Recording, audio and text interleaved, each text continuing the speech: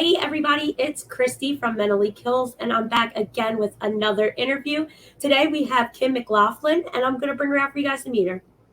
I'm pretty excited, so Hi, hi. Christy.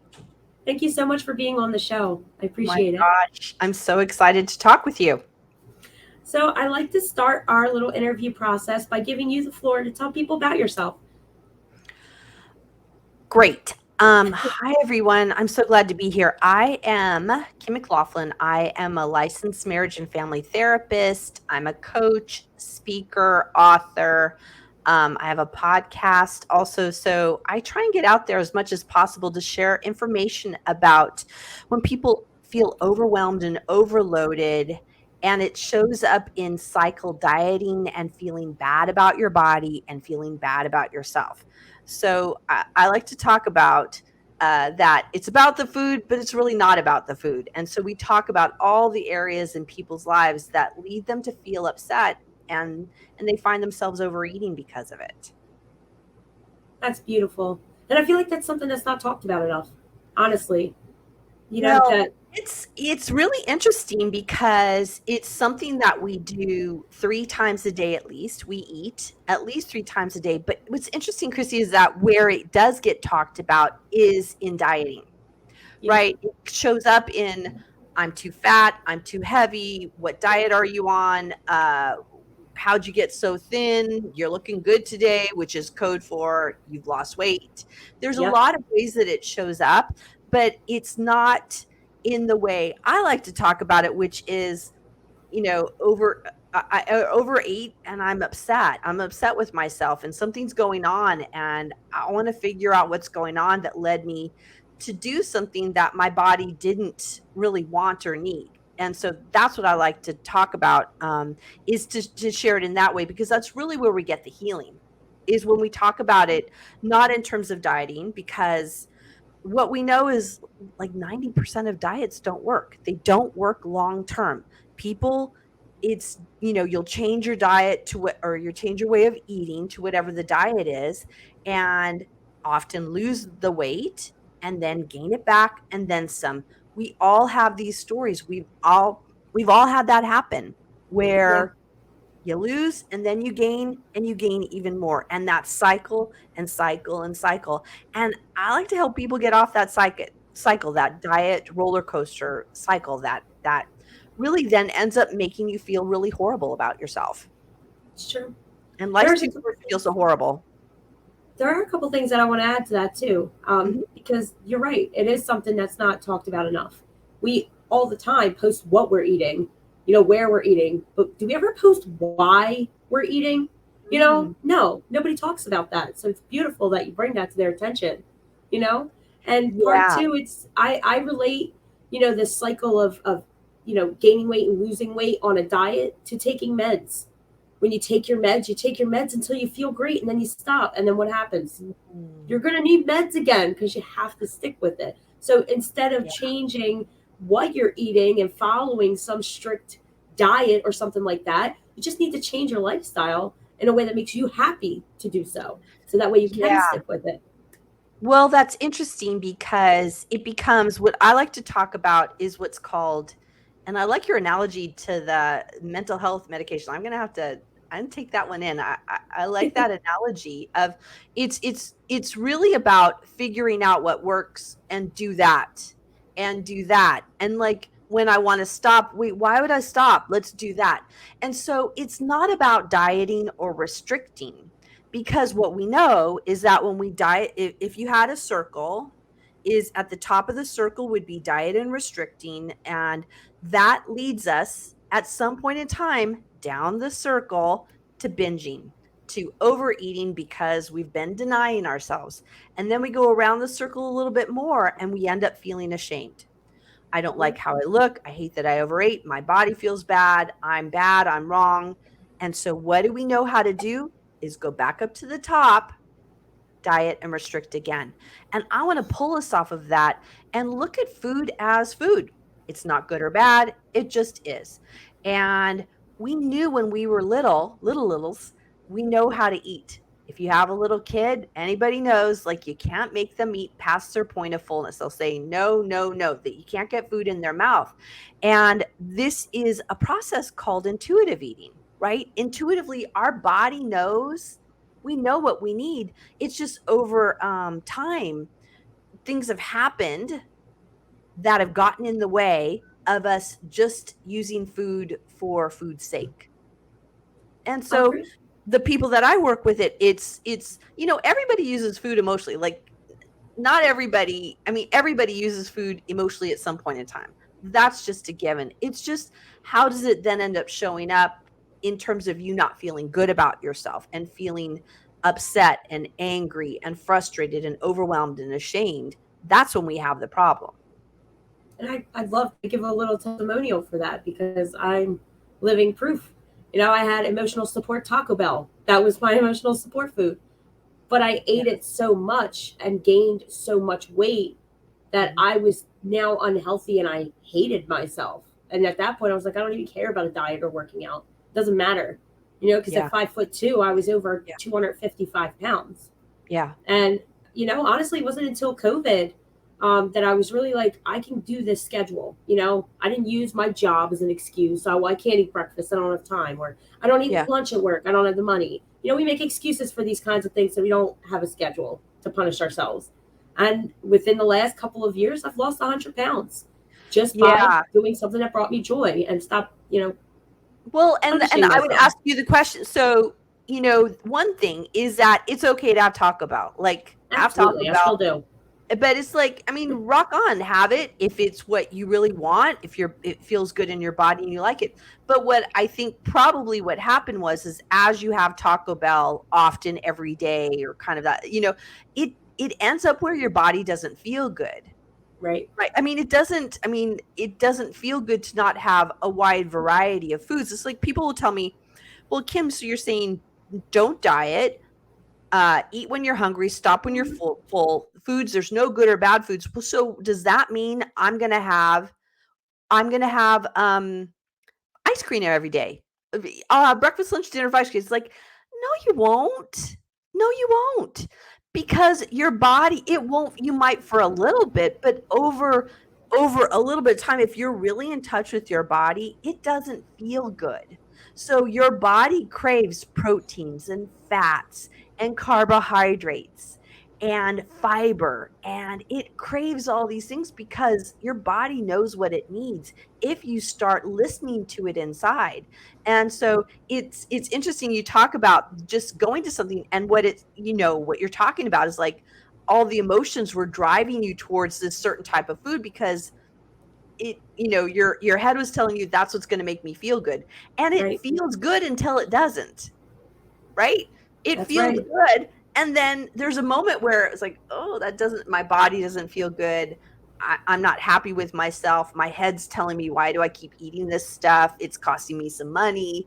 All those things that happen that we don't like about it. And if we don't get kind of a handle or start looking at what the emotions are behind what leads us to eat the foods that really don't fit for us, until we Right. can start figuring out what those emotions are, we're going to be stuck in that cycle, doing that until we figure out, okay, what's going on for me that I'm wanting to do this? And how, kind of, I would say, oh, honey, how would you like to treat yourself? How would you like to be, loving towards yourself? And in the end, there's a different way of doing it that then doesn't lead you back to the table to love yourself. Right? There are other ways to love yourself. Food is loving and caring, but it's not the way we should be or can nurture ourselves. Food is for nourishment. We That's use right. other methods to nurture ourselves. And there is something that you said that I kind of want to highlight too. You said to bring to the table. And Mm. I think that's a lot of the issue now too. I'm a mother. I can't count on, 3 fingers how many times a week me and my son sit together for a meal that we cooked or I cooked, Mm. because it's just like convenience and other distractions and things like that. And instead of taking that time, like that's self-care too, to spend that time at the table, like you said. But we don't. We order pizza. Oh, there's pizza on the counter.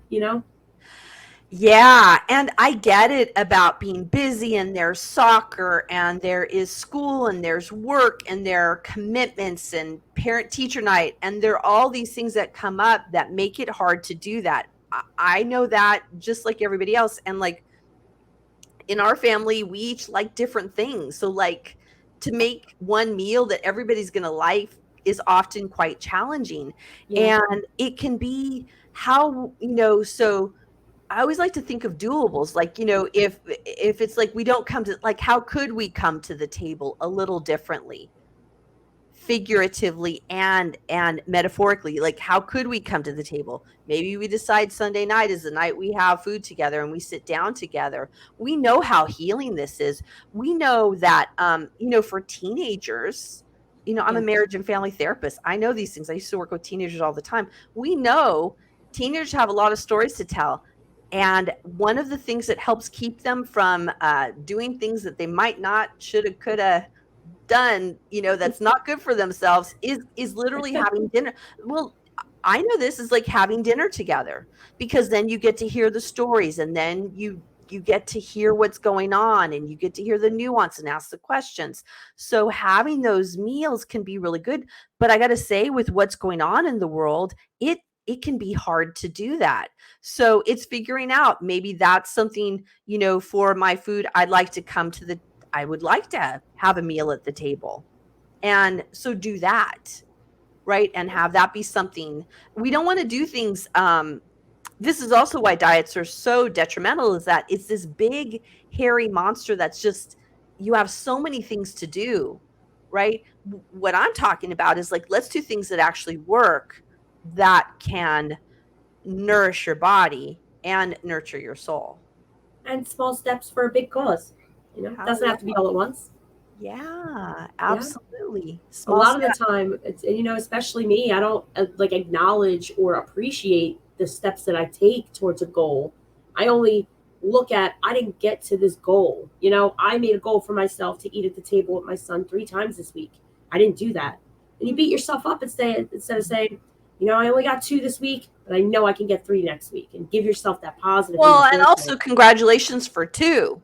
Exactly. Two's a huge accomplishment. I It mean, is. seriously, it is. It's really hard to do that. I want to say this isn't like the 50s, those old stories of, mom cooks dinner, mom cooks dinner. Mom goes grocery shopping, mom cooks dinner, dad comes home. All the kids come in, wash their hands. They sit at the table, all dressed nicely. I think that's funny, those old movies, right? And folded napkins and all. Oh, heck yeah. Heck yeah. And mom has all the food there. Nobody Yep. has any kind of emotional problems or any kind of food issues that show up. And then mom does the dishes. Not a paper plate in sight. It's very interesting, because that's just it's a fantasy at this point, that it just Yes. doesn't exist in many people's lives. Some it does, and rock on that you can do that. I can't do that. So I've got to do what fits for us, and go in a direction. What you're talking about is going in the direction of wellness and your Yes. well-being, right? Sitting at the table is valuable for lots of, I Mhm. mean, you digest food better, you don't eat as much, you can have a conversation with your kids, you can Mhm. have more of a calm experience where your food is processed better, all Yeah. kinds of things. Yeah. It's a I win-win-win. yeah, I moved into, when I couldn't, like, my goal for myself was to sit at the table with my son. Yes, the goal is to have dinner or a meal, but it doesn't have to be dinner or a meal. By putting yourself in that situation where you're like, all right, I'm at the table, it'll be easier to slide meals into that. We started with board games for Oh, 1 hour once a week. That's really? where we started. And now we're there a few times a week, whether it's dinner, just to talk. I'll have my coffee. He has his little Yeah. juice. Yeah. Well, I love that idea of like being flexible with, how can I make this happen? Right. Yeah, It might not be a meal, the time for the meal, it might be something different, or we're in two different directions. But like, how do we come to the table, quote unquote? How do we come to the table? And that can be a board game, that can be a puzzle, that can be just sitting and having a conversation. I work with my daughter the other night. We were doing some homework. I was helping her with her homework. Like, okay, we came to the table and did that. that's all good, right? And so it's calling this towards your wellness, right? And Yeah. towards you feeling good about yourself. And it can only have a positive outcome. No Right. matter what you're struggling with, right? Those things always have a positive outcome. They just always do. Yeah.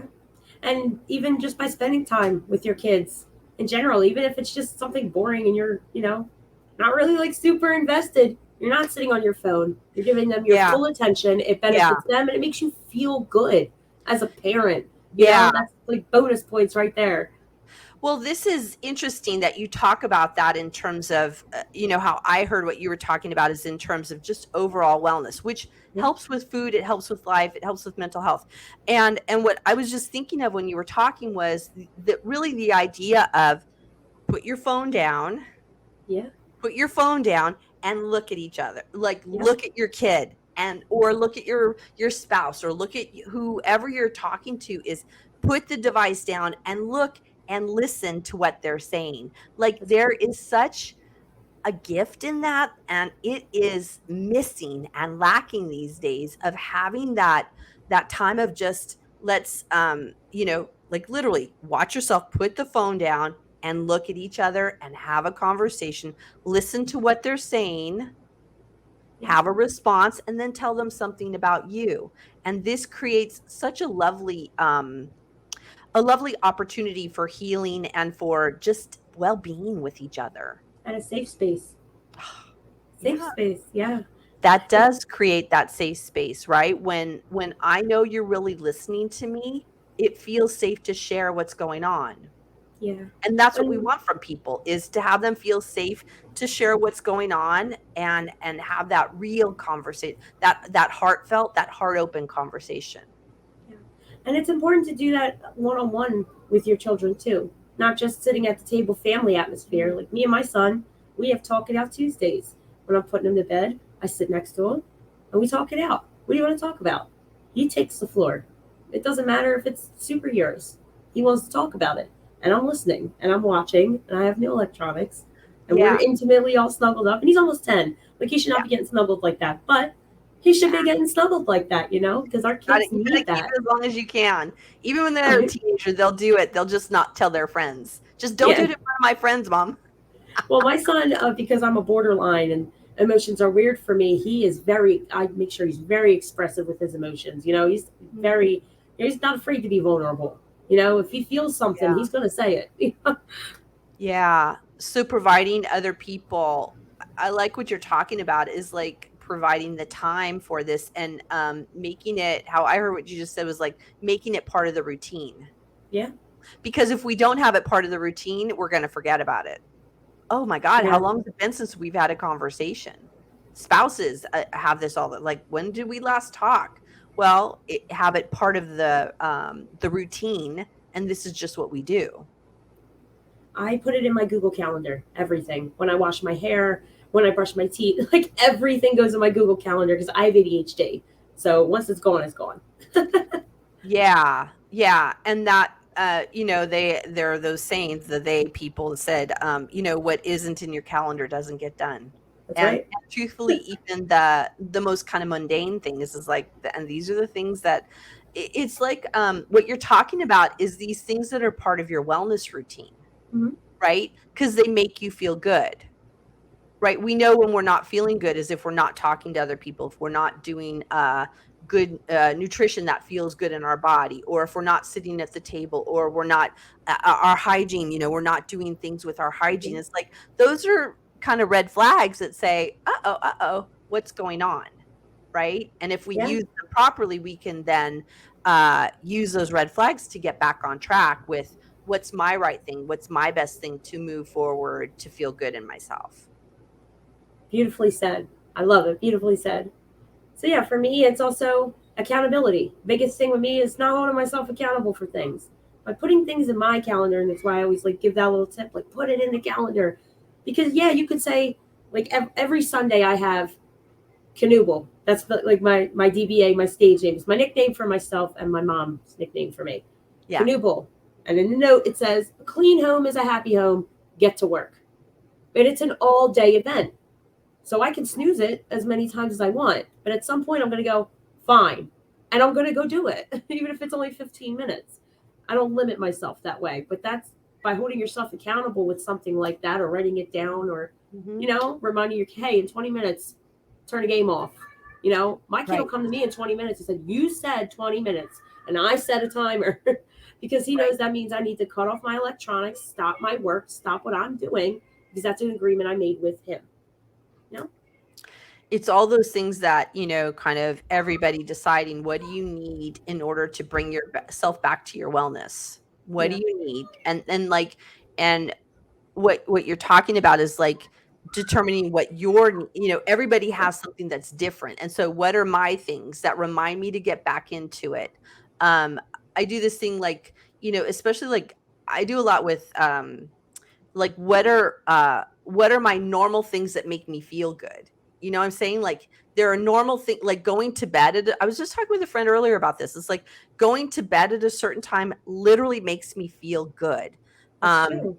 eating 3 meals for me, and I have like a snack in between, like it makes my body feel good. Drinking more water makes my body feel good. Going to the gym for me, Kim, it makes me feel good, right? Having my hygiene done makes me feel good. And so the more I have that kind of wellness plan all put together, and I could check the boxes and go, yeah, yeah, yeah, yeah, yeah, and then I know I'm on track. When I find that I'm not able to check all those boxes, that's when I have to check in and go, Kim, what's up?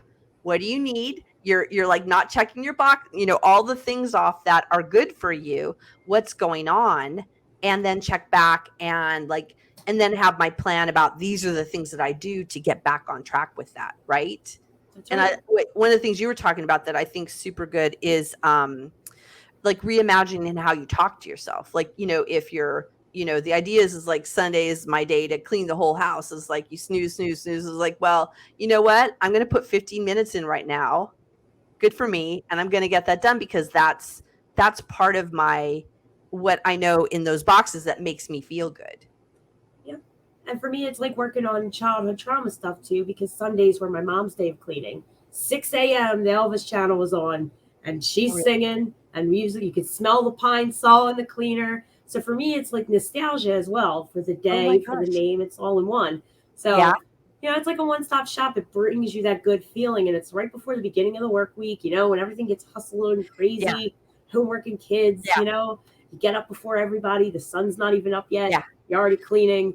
It's interesting. I You used to know? work a long time ago. I used to work in residential treatment home for highly emotionally disturbed kids that were in out of home placement.